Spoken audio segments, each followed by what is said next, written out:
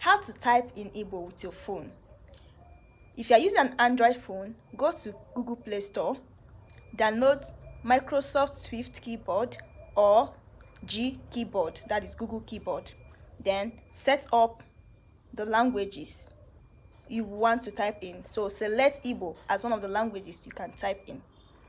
If you are using an Apple phone, go to Apple Play Store, download Microsoft Swift key or even G keyboard, and set Igbo language as one of the languages you can type in. So when you are typing, you will long press the alphabet, the normal English alphabet. When you long press it, it will give you options like you have in the I section, you have the I with dot under and on top, also with eyes with the tone marks. So anyone you want, even if it is O with dot, just long press your normal O keyboard. After setting it up, you will see options, then you select the O with dot, even with the tone mark.